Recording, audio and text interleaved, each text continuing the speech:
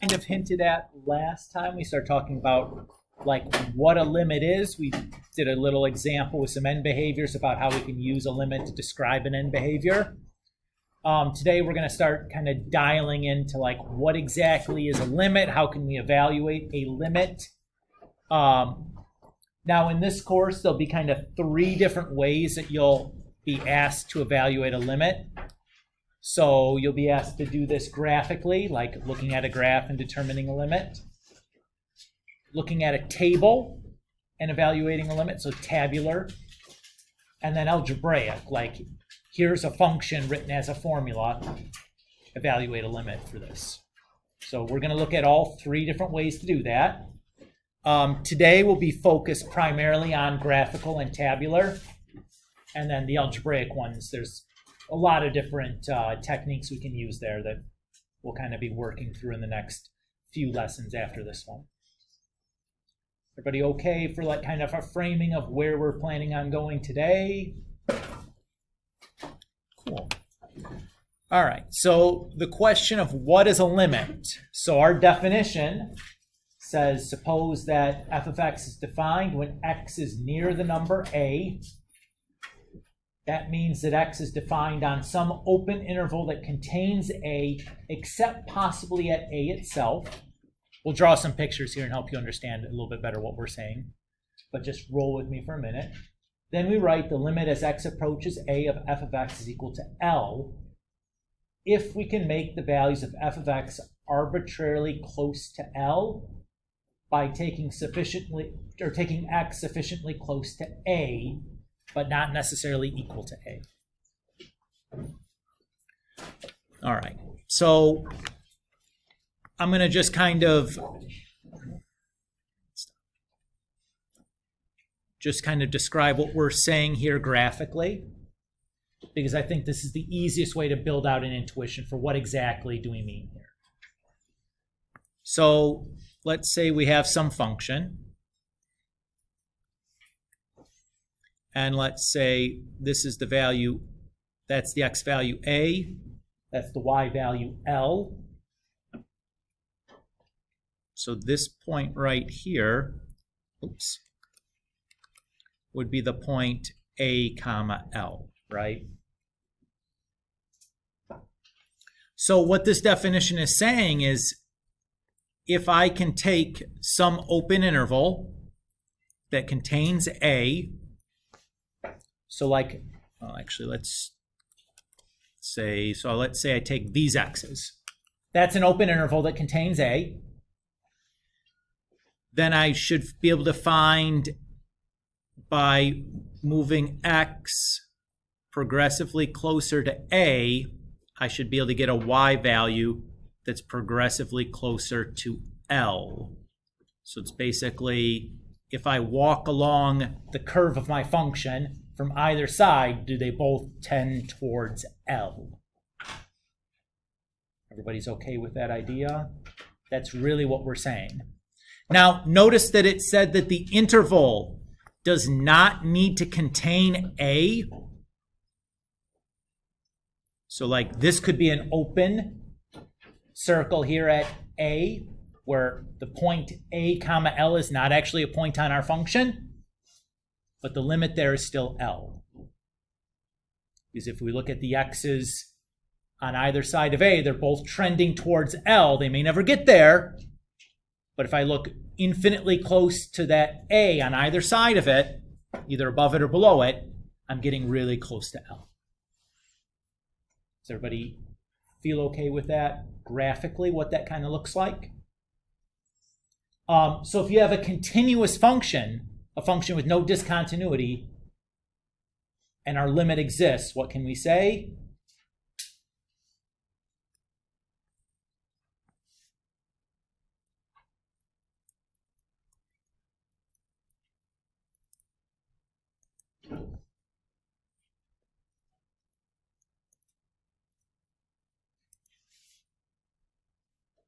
If the function is continuous, then the limit is just, as x approaches a, is just f of a, whatever the function evaluates.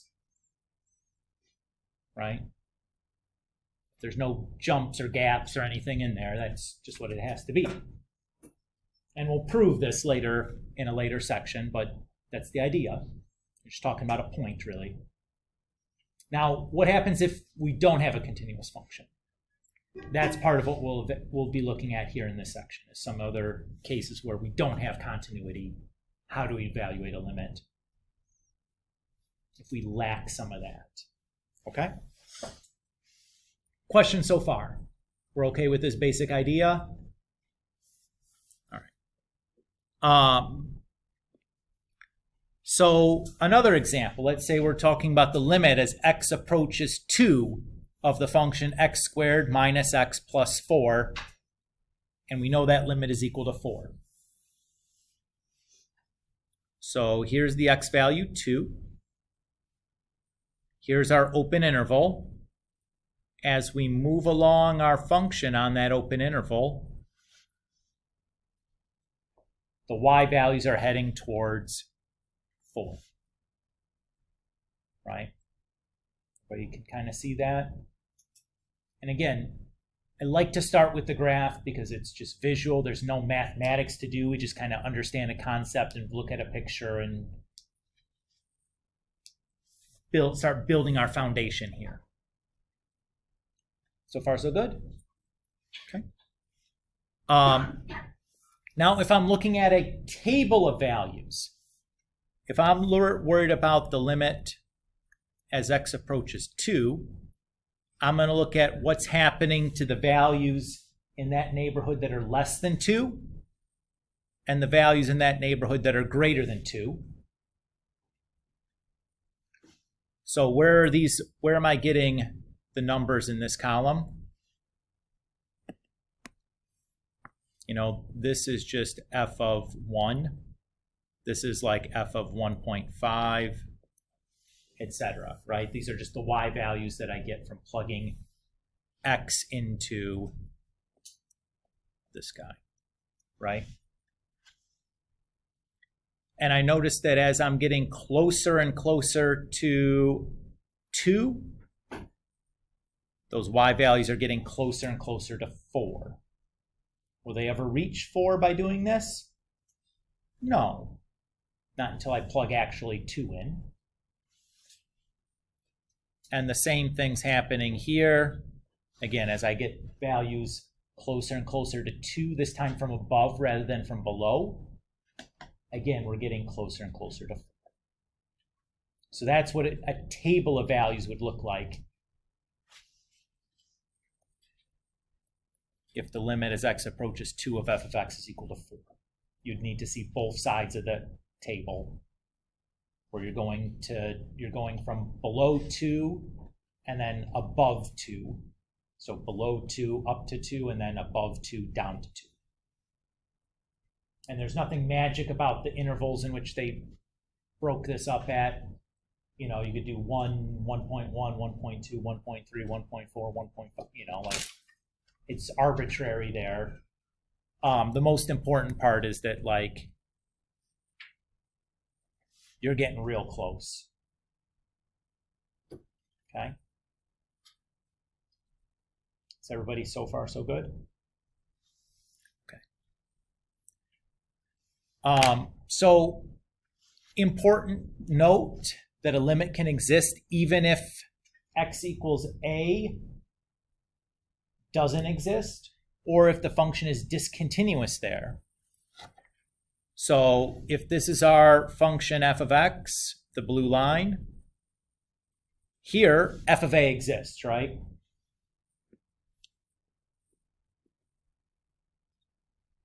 And and f of x is continuous. The limit is still L as x approaches a. Here, if you look, now f of a exists, but it's not continuous, right?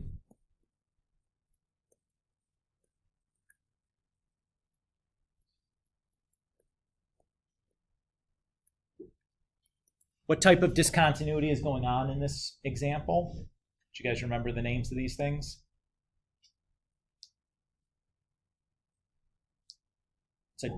It's a jump discontinuity is what we call that, where it's What do you mean by continuous? Okay, so when we say continuous, it means like you could draw the graph without having to pick up your pencil. And we'll define really what continuity means in a provable way in a future section. But naively, we just mean there's no discontinuity in there. There's no hole, there's no asymptote, or I should say vertical asymptote. There's no jump in the graph or something. It's smooth, connected curve the entire way. And that one's not continuous through the hole right there? Yeah. Yep. Because f of a is this point right down here that's not connected in any way to the rest of the function. Is that cool? Okay. Again, if there's any terminology I'm using or you're not sure exactly what it means, I will do my level best to explain it to you non-technically. If it's not time for the technical definition, we'll just talk in generalities about like, hey, look, it's connected. You can't draw it with your pencil. And it's good enough. So far, so good? Okay. Again, still, though, the limit is L, right? If I look at what's happening, if I move along the curve, it's heading towards L, right? And in our last picture, f of a does not exist, right? There's open circle and there's no point anywhere for a.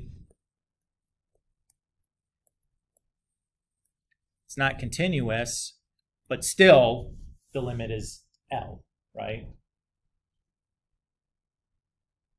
So what the point of this is, what's happening at A doesn't affect the limit, right? The limit is all about what's happening around A, not what's happening at A. Does that feel okay?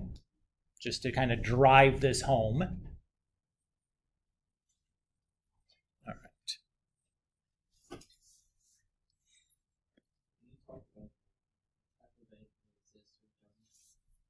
Sure. So when I say f of a exists, that means if I go we have the point f a comma f of a here, right? If I look here, oops. Ugh, come on now. All right, we're being stubborn. That's fine. Be stubborn.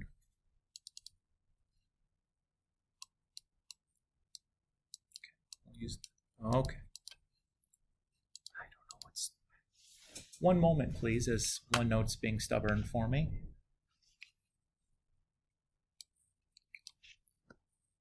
If I look at this graph, again, f of a exists. There's a point whose x-coordinate is a, right?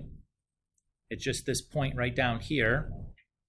But if I look at this one, there's no point whose x-coordinate is a, right? Because we have the empty circle. There's nothing else on there. So f of a doesn't exist at all. I thought you wrote that in. That's okay? Okay. All right. Beautiful. All right, so let's look at some examples. So the directions here say to use graphical or tabular methods to answer each question. So here we're looking at the limit as x approaches 1 of x minus 1 over x squared minus 1. So if I want a graph out of this, I'm probably just going to type it into my calculator. I encourage you, if you have your calculator with you and you'd like to follow along, you can take that out and do the same thing, but I'll do this as well so you can all see what's going on. If you're interested in how to get that vertical, or that horizontal, fraction bar, if you press alpha and y equals, that opens up the fraction options. The first one is the horizontal fraction bar. That makes typing a fraction in your calculator a lot simpler than having to muck around with a bunch of parentheses. Okay, so I'm going to do that. And now we're interested when x is approaching 1. So I'm going to be selective with my window here. So what x's would I be interested in? What's a decent neighborhood surrounding x equals 1?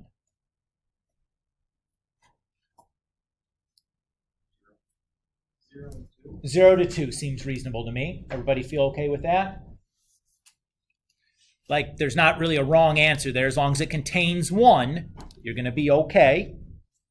I'm going to pick the scale to be 0.1 so I can kind of see some tick marks on there. Doesn't really matter though, the scale. And well, if I plug 0 in, I get 1. And if I plug 2 in, I get 1/4, right? So I think probably just 0 to 1 should be sufficient for a Y window. Everybody's okay there? And again, I just kind of guessed at that. Again, there's probably not a wrong answer as long as you can see the function. And then my scale, I'll just make that 1. The scale doesn't really matter. That's just where how far apart the tick marks are on the axes. Let's hit graph.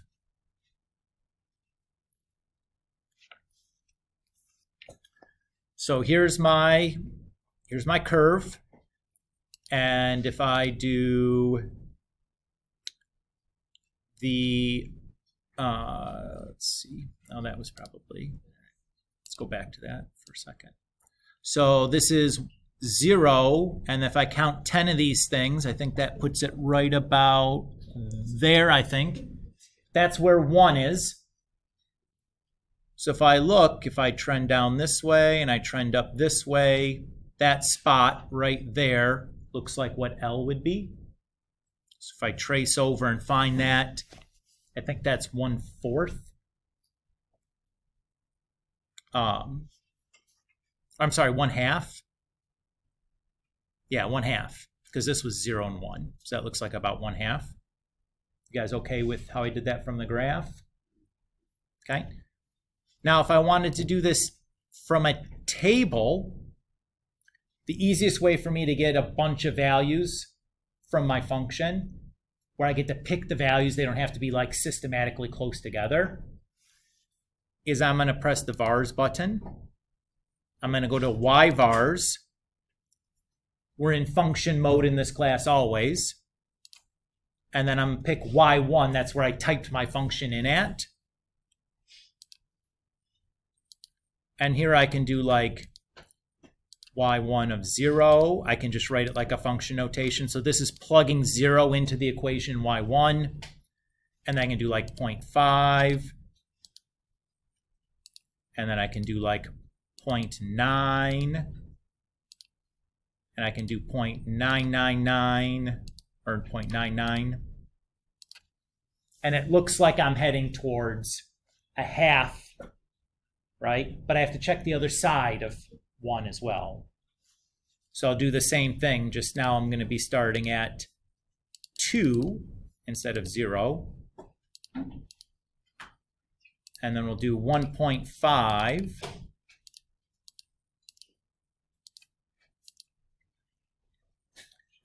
And then we'll do like 1.1. And we'll do like 1.01. And again, we're seeing the same thing, is that we're heading to 0.5 in that direction as well.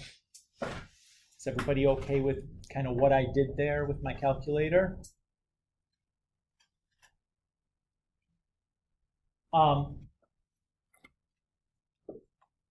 If I wanted to do this algebraically,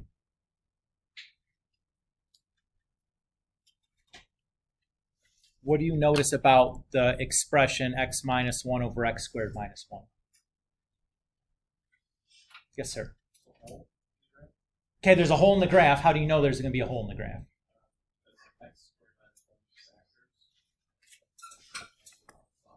Yeah, so what Finn is saying is that he recognized this is a rational function or rational expression that can reduce.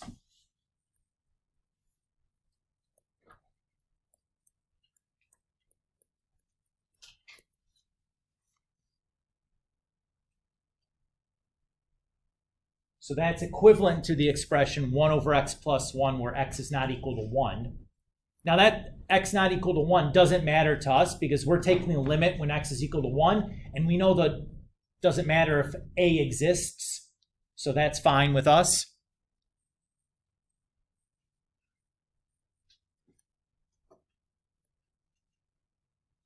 So that should be the same as this limit, right? And now because 1 over x plus 1 is continuous everywhere except for -1, but specifically it's continuous now on the neighborhood of 1. Now it's just a direct substitution thing. Like this will be the same as n near 1/2. And we'll do more of that kind of thing tomorrow, but I just wanted to kind of front load that here today so that when we do it again tomorrow, it's not totally foreign. But this is just that all three of these methods are doing the same thing, right? Whether you're looking at the graph or the table or you're doing things algebraically, you're all getting the same answer. Yes, Michael? The answer would just be 1/2. The answer is just 1/2. Absolutely.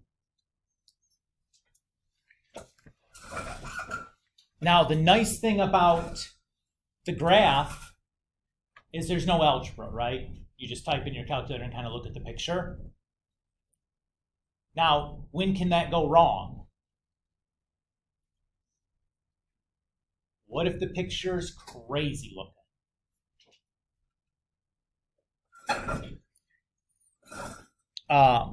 So let's try the next one. Here we're at the limit as t approaches 0 of the square root of t squared plus 9 minus 3 over t squared.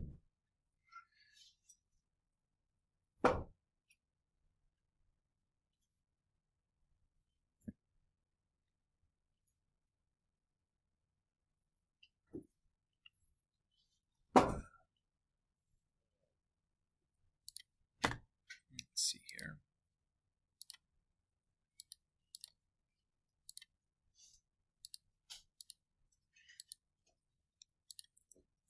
I think I included those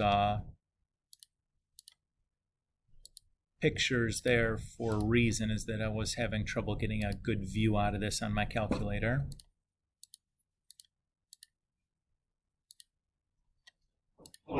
Bless you.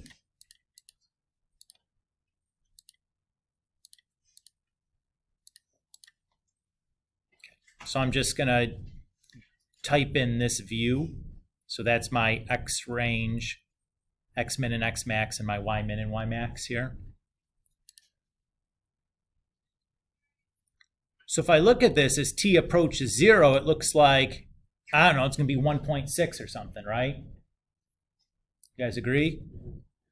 If I zoom in a little bit more, I look at a more, a tighter neighborhood, and I change this to negative 0.1 to positive 0.1 on the x, and I look again.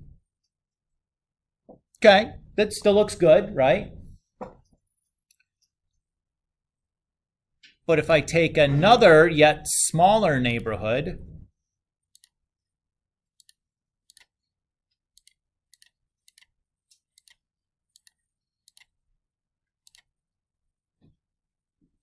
and I look again,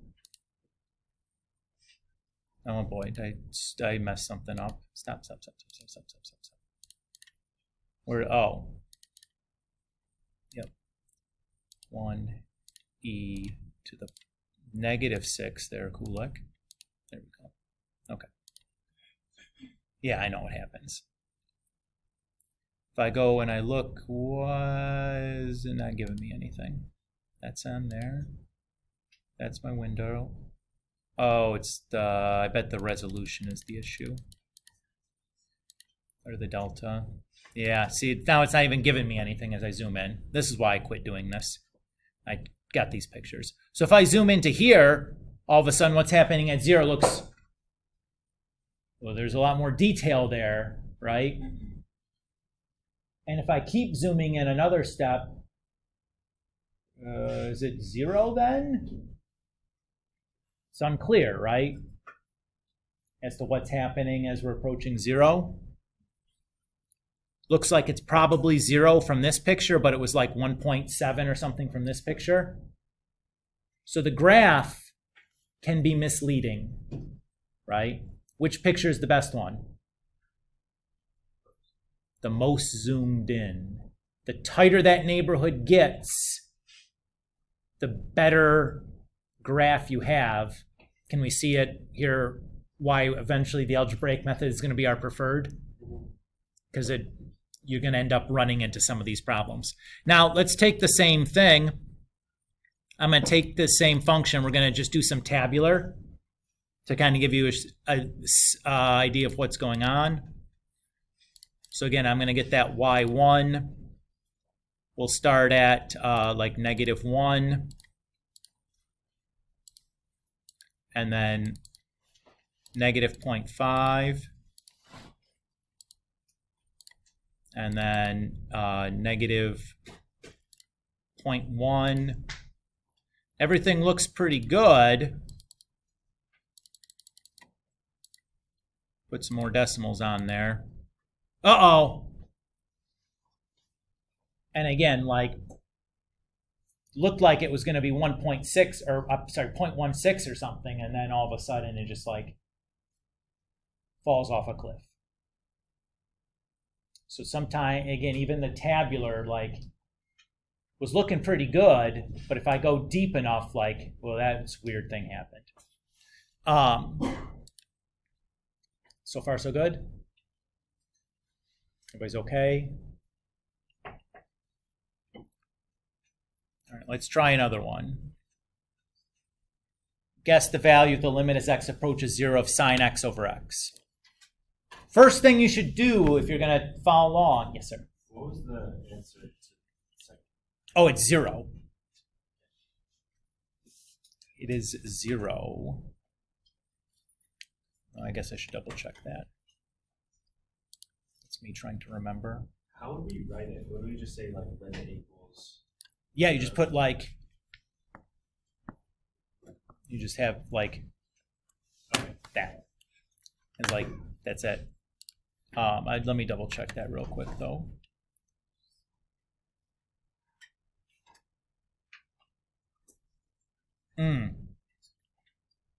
Yeah, okay, so I was wrong there. That's not the answer. It is that 1/6.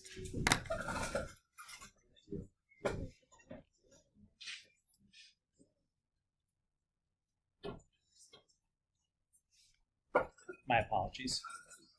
I'm glad you asked. So if we look at what happened here, right? When we were far zoomed out, everything was good. When we zoomed in too far, it broke, the calculator kind of broke, and it gave us what looked like a false answer, right? That was the point of what we did there. My apologies. Not the other way around. The first answer, the first zooms were good, but you go too far and it went bad. And the reason it's going bad when you go too far is the calculator can only carry so many decimal points. And especially with the radical in there, like, funny stuff starts happening. Okay. So let's take a look at sine x over x. Before you do anything else, what mode should our calculator be in? Radians. For this class, always radians. Okay, so if you're in physics, good luck to you. You're going to be switching back and forth the entire year from degree to radian. But here in this room, always radians. So I'm going to check my calculator. Uh-oh. Got to get it into radians. And then we're going to type in sine x over x.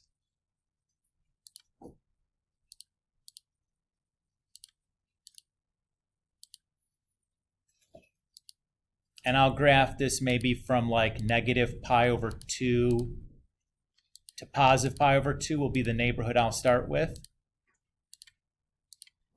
And I know that sine is stuck between 0 and 1, or between -1 and +1, so that's probably a decent upper and lower bound. Since we're dividing by x afterwards, that's probably okay. All right, let's take a look.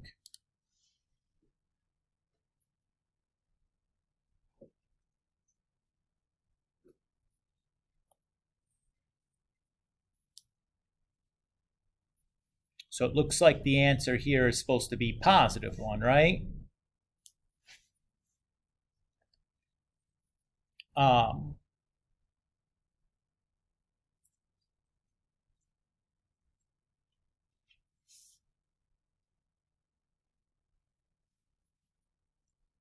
If we try to do this via table, I think this all works out. So let's just go like,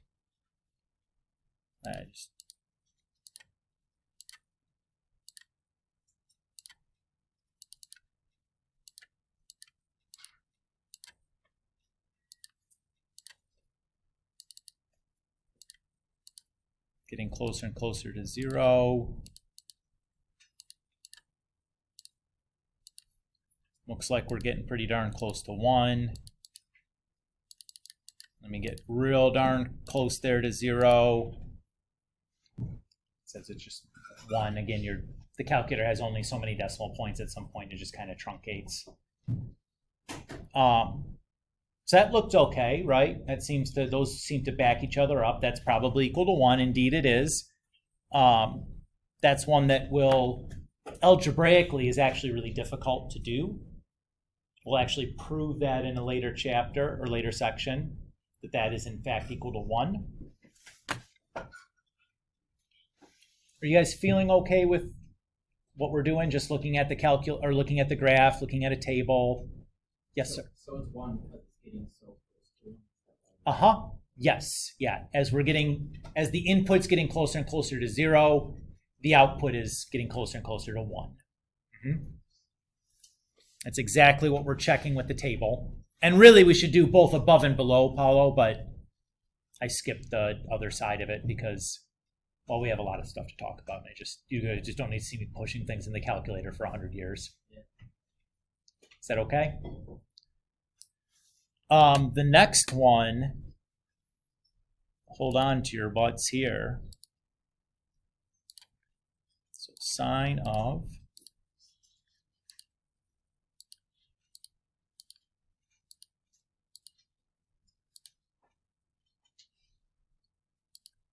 and again, that bound is still good.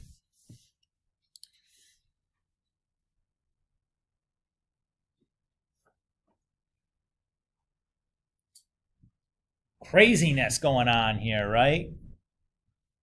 Look at all this gobbledygook. I can't really tell what's happening here as we're getting closer to 0, so let's zoom in a little bit, yeah? Bless you.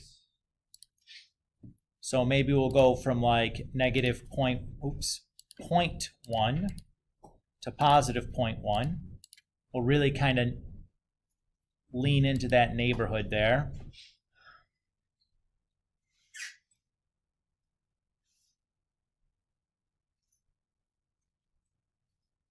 That looks worse, right? Well, maybe we'll zoom in some more, Maybe we'll go like 0.001. Oops.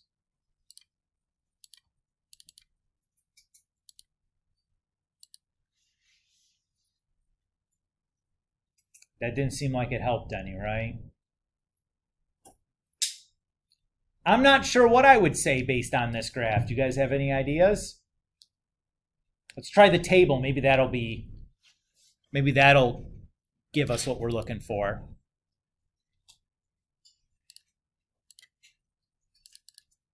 So again, I'm just going to cut to the chase here. Oh.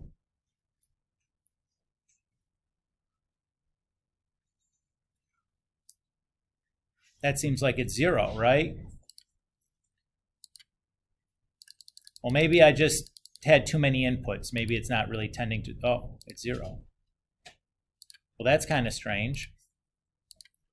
What if I just had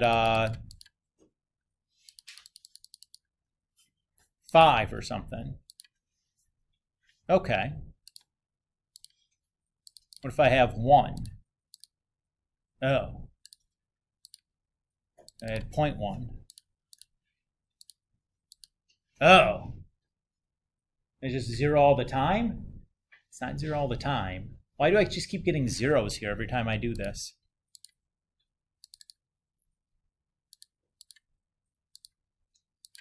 0. When I looked at the picture, this wasn't a constant function, right? 0. So is the answer 0? Didn't seem like the graph supported that, did it? They seem to really be disagreeing a lot here. Again, this is me trying to illustrate why, like, the graph and the table are nice. They can give you some intuition of what's going on, but aren't the end-all be-all. We like a better method that doesn't involve having to use either one of them, because I've seen weird stuff can happen when we're trying to do this by approximate method. Does anybody see why it's giving us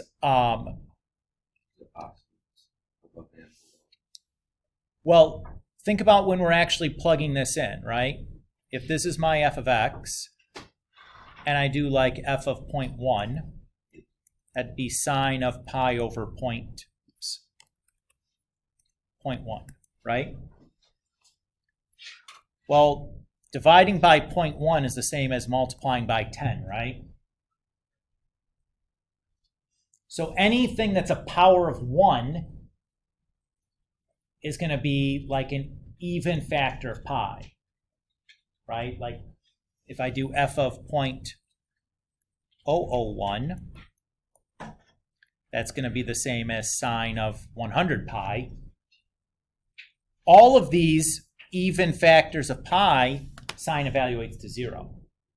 Right? If you think about your unit circle, sine is 0 at pi, 2 pi, 3 pi, 4 pi, etc. So all our factors of pi, sine is 0. So like if we're just doing these powers of 1, or really whole number values, it's kind of getting in be a problem here.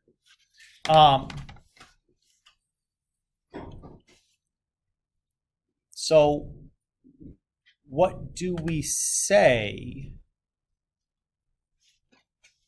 What do we say? What's going to be what's going to give me the better idea, the graph or the table?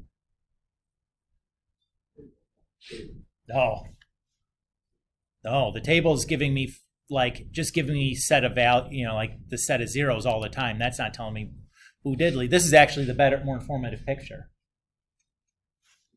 When x is 0, what does it appear that the function is equal to? Can you say?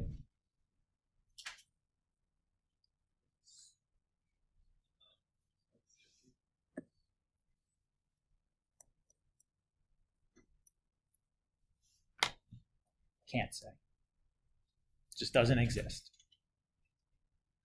The reason is every time you zoom in closer and closer to 0, all you're getting is more and more oscillation. Like no matter how close you zoom in, you're not getting any clearer of a picture. That's kind of telling you that the limit doesn't exist here. It's just too noisy to tell. The table tricked you, though, wanted to make you think it's 0, even though we chose a table very intelligently. So I've seen a case where the table gives you a good result, the graph might not, and the graph gives you a good result, the table might not. What's always going to be good is the algebraic way that's coming. Although this one is a nasty boy there. I think we have one more example to look at. Let's take a look at this one.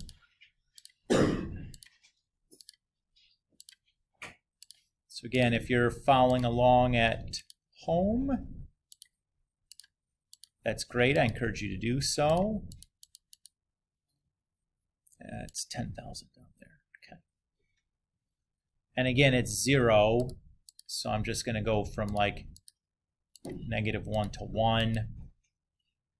And this is going to be close to 0. That's going to be between -1 and 1. But dividing by 10,000 is basically nothing. So I think just like close to 0 again will be good for my y. So I'll go from -1 to 1. Again, that can be kind of a guess.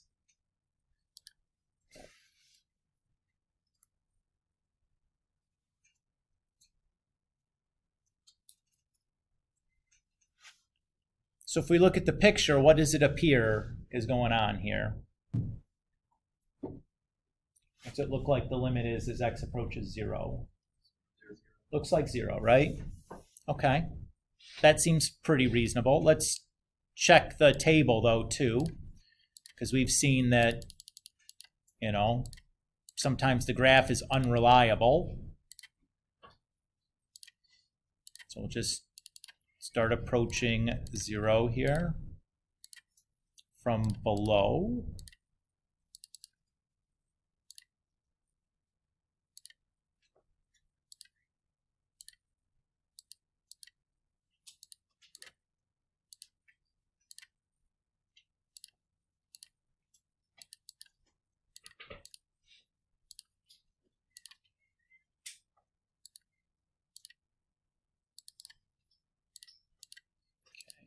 Probably enough. What did you see here? I don't think it is approaching 0. I think it's going to be a really small number that's going to be close to 0. But if I look at this, I have e to negative 5, e to negative 5, e to negative 5. I think it's going to be stuck at some value that's really close to 0, but is not 0, some non-zero value, but it's going to be a really small decimal. Do you kind of see that, how the exponent seems to get frozen there? The actual answer here is 1 over 10,000, or e to the or 1 times 10 to the negative 6th. Again, the graph looked one way. The table told you something that kind of looks like 0, though, right? Like, the point of this is I'm giving you things that are like trying to be fooling, like try to fool you. So you can see like, ooh, gosh, this is like table and graph can be really useful, but aren't the end all be all. Like they all have their problems, right? So again, trying to show you the tricky things were like, what can go wrong? Well, this could go wrong. It looks like 0. That looks pretty much like 0, but it's actually not. It is finite. It is a like non-zero value. It's just really close to 0. All right. Next thing I want to do is talk about one-sided limits. And we already kind of did this yesterday. Remember when we drew the graph with the vertical asymptote and we looked at the limit as x approached a from the left and x approached a from the right, and we got 2 different values. One was positive infinity, one was negative infinity. You guys kind of remember that? That was actually those were one-sided limits. We looked at what was going on the left side of it and what was happening on the right side of it, because you can get 2 different values. So let's look at this example. So this function h of t, what kind of function is this when it looks like this? Piecewise, excellent. So let's graph this piecewise function. So what is this piecewise function telling us our graph is going to look like? So it looks like y equals 0 for values of t, or x really, less than 0.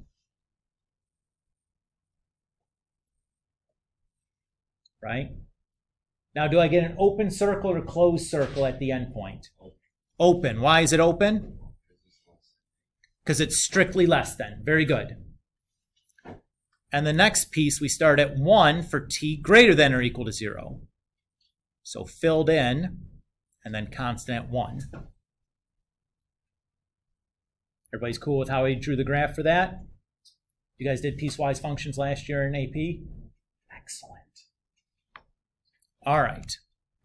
So if I look at the limit as t approaches 0 from the left, I'm looking at this end of it. What is that limit going to be equal to? Goes to, what is the y value there that it's tending towards? 0, right? It's okay? And if I look at as t approaches 0 from the right, we're looking at this section. What y value are we approaching? 1. Now, if I take this together,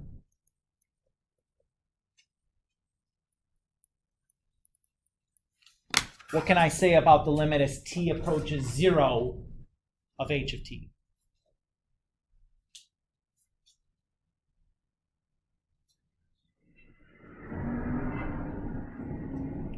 Well, we can say the function is not continuous, but that doesn't say anything about the limit here. So that's true. What can we say about the limit as t approaches 0 of h of t? If I go from the left, I get one answer. I go from the right, I get a different answer. So it does not exist, would be what we would say there. Not undefined, but does not exist is the terminology we use there. And I abbreviate that just DNE. So our definition says if we have a limit, the limit as x approaches a of f of x equals L, if and only if the left-hand limit and the right-hand limit both agree they're equal to L. And since it's an if and only if either side fails, then the other side fails, right? So if I don't have agreement on my left and right limits, I don't have a limit existing. If I don't have a limit that exists, that means the right-hand and left-hand limits can't agree. So it's forward and backwards because it's if and only if. Those are my favorite ones. They're easiest to use because they work in all directions. Yes.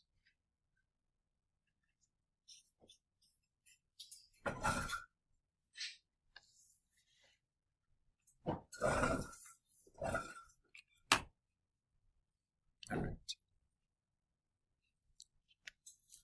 So let's take a look at this example. So we have this graph given to us below. The graph of g of x here is in blue. And we're going to look at the limit, or as these 6 different limits. Okay, I'm going to ask for you guys to help. Just kind of check in and see how we're doing. The limit as x approaches 2 from the left of g of x is 3. So you're going to 2 from the left, and that value is 3. Is everybody okay with, does it help when I draw that stuff in to kind of show what I'm looking at, the thought process that's going on? I'm going to erase them after I've drawn them, though, because it's going to become a big mess if I just leave all that stuff on there. All right. Part B is x approaches 2 from the right. 1 is correct. So again, we're going down here. That's where we approach. That is 1.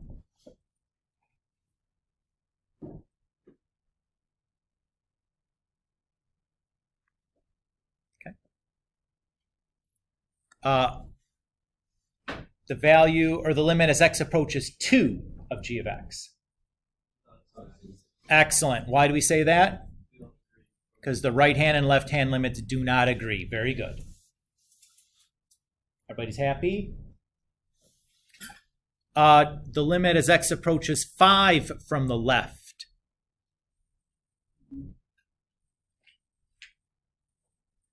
Oops. Mm-hmm.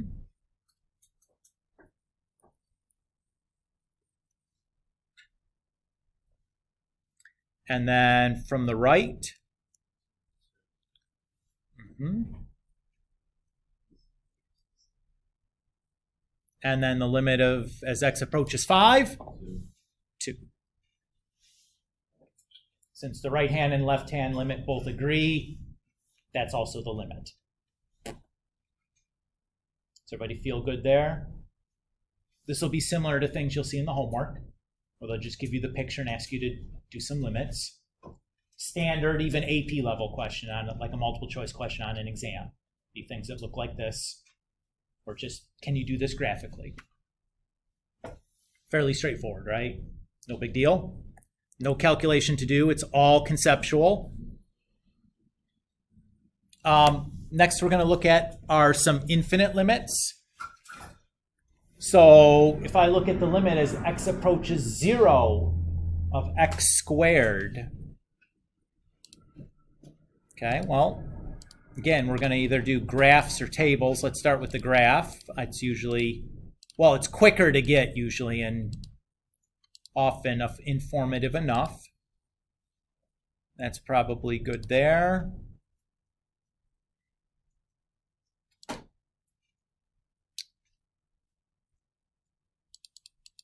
Oh yeah, okay. So if I plug 1 or -1 in, I get 1. If I plug something in between 0 and -1, though, that should be bigger than 1. It'll just make that 10 or something. Okay, do that. What does it appear that's happening as I'm following the right-hand limit? What y value is that going to? Infinity. If I do the left-hand limit, what value is that going to? Infinity. So what would we say this limit is? We'd say it's infinity. Usually I put a positive in front just to indicate that there's a difference between positive infinity and negative infinity. Since both arrows are pointing up,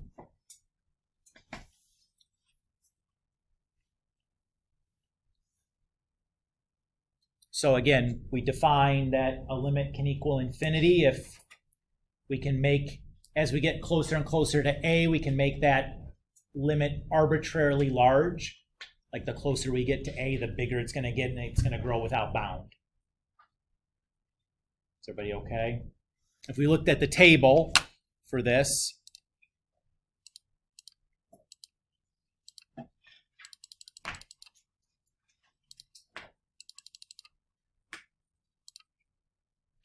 started with 1. Oops.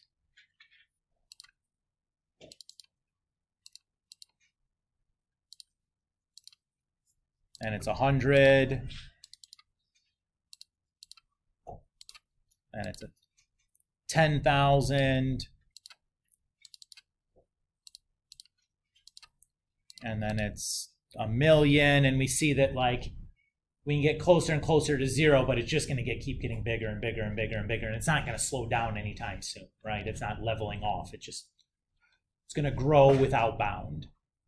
You guys see that from a tabular standpoint? What's going on? Cool. And we can say the same thing if it's like shrinking without bound, right? We just say then the limit is negative infinity. Everybody's okay with that idea? I don't have to do an example of that, I suspect, right? Okay. Now, in each of these graphs below, x equals a looks like to be a vertical asymptote, right? In this first example, we have the left-hand limit is equal to positive infinity. Here we have the right-hand limit is equal to positive infinity. Here the left-hand limit is negative infinity. Here the right-hand limit is negative infinity. So it appears that if I have a limit that's going to positive or negative infinity for a finite value a, that should be the criteria for a vertical asymptote. And in fact, that's how we'll define a vertical asymptote. So the line x equals a is a vertical asymptote for the curve f of x if at least one of the following statements is true. The limit as x approaches a is infinity, or the left-hand limit is infinity, or the right-hand limit is infinity, or the limit as x approaches a is negative infinity, or the left-hand limit is negative infinity, or the right-hand limit is negative infinity. Keep in mind, x equals a has to be a finite number, right? The limit as x approaches infinity of f of x equals infinity doesn't tell you about a vertical asymptote. That's just an end behavior, right? That's just like the right end of the graph. We're okay with that? Hopefully that's not surprising at all. We kind of saw that yesterday when we looked at the end behaviors for a graph, right? Okay. So let's say we want to look at the limit as x approaches 3 from the right and 3 from the left of 2x over x minus 3. So it's, again, I'm just It's going to start with looking at the graph. That's not usually my starting point. And now I have to change my window because my neighborhood I want is surrounding 3. So I'll go from like 2 to 4 or something. If I put in 2 here, I think I get what I get, 4 over -1. If I put in 4, I get 8 over 1. So we'll just go from like, I don't know, negative, oops, that's a scale. Like -10 to 10 should be plenty of window. Okay, that's not quite doesn't seem like that's a very good picture.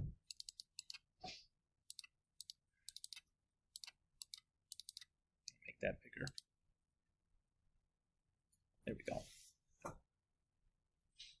Okay.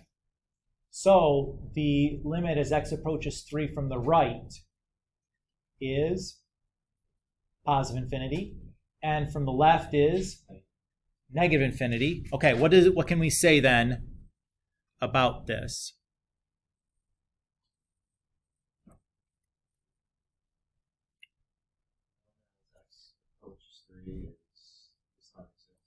Great. That's one thing we can say. What's another thing we can say? X equals 3 is a vertical asymptote for f of x. Beautiful. Everybody's cool with why we say those two things? Move that up for you.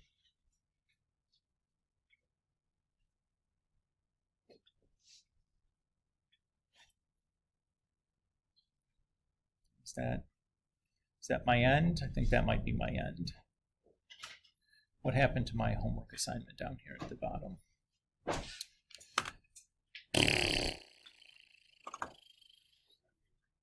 Good job, Kulik. Did I copy and paste that somewhere? Yeah, I must have. I think I cut it instead of copied it. All right, so.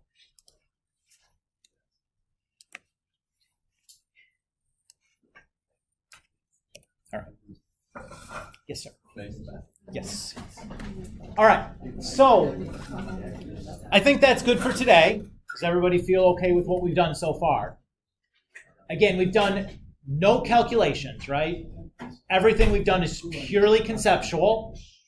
That will not be uncommon, particularly in the beginnings of chapters, to get a lot of conceptual background before we get into actual, like, doing computation and things that feel like math again. The homework assignment is here. The questions that I bolded would be the things that could appear on a homework quiz.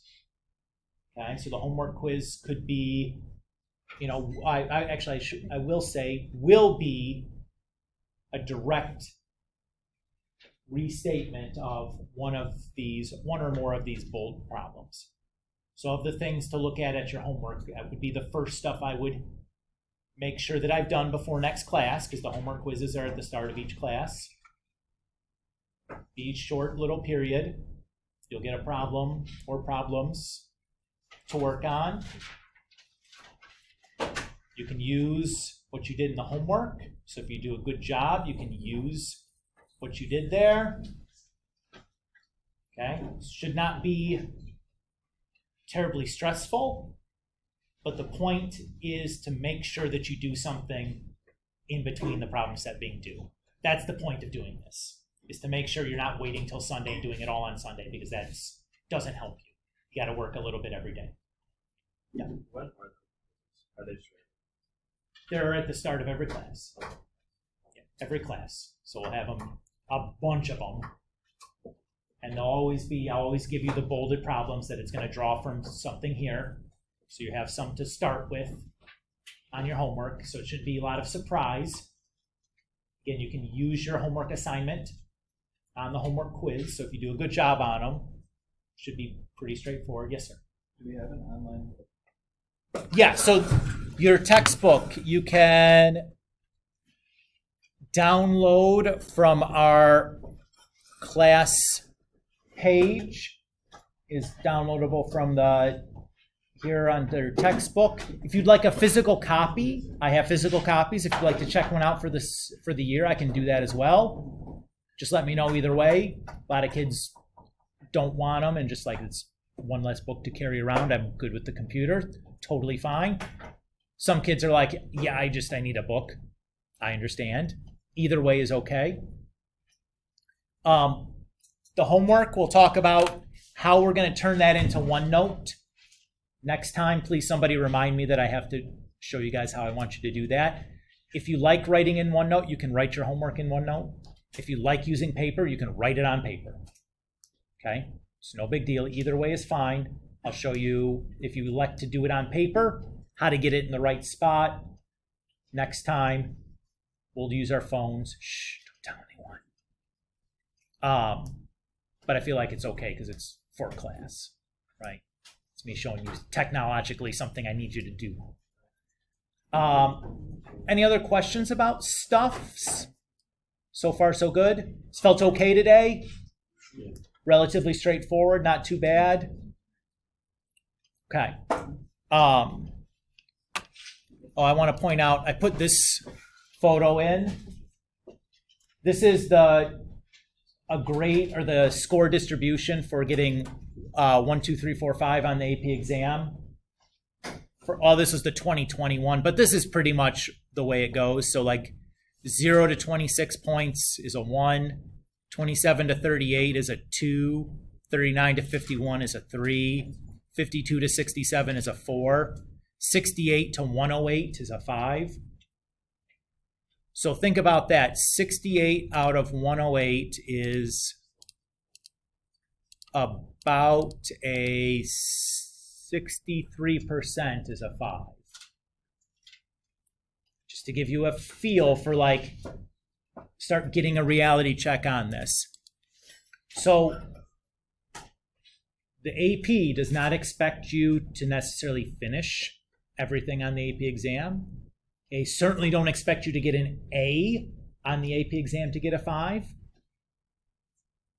Many of the tests that I will write will be kind of scored the same way, where I'm not expecting you to get an A on the test to earn an A grade. I'll have bands of like, this many points is going to be whatever. Much in the same way, where you don't have to get 100% to get 100%. Just to get us used to that feeling. Because oftentimes what separates the kid that's going to get a 3 or 4 and gets a 1 is they do the first section like, failed that, and I quit. It's like 50% is what's 50% is here in 4 towns still. Like that's not bad. I'll take that, right? So when we get closer to test time, I'll talk about like how I do that actual scoring, but I want to just point out to you right now that this will feel hard, and being successful can feel a little bit like failing still, okay, as you're doing things. So don't like freak out if you're not perfect. The AP doesn't expect you to be perfect. I'm not going to expect you to be perfect on things. Okay? So I just don't want create a panic attack on anybody when they're like working at the homework and going, oh my God, this is so hard. It's supposed to feel hard. It's not supposed to be perfect. Okay? Hopefully no one's too scared, at least yet. Yeah, okay. I don't know, I'm just talking now. How are you guys feeling after the first real day of classes?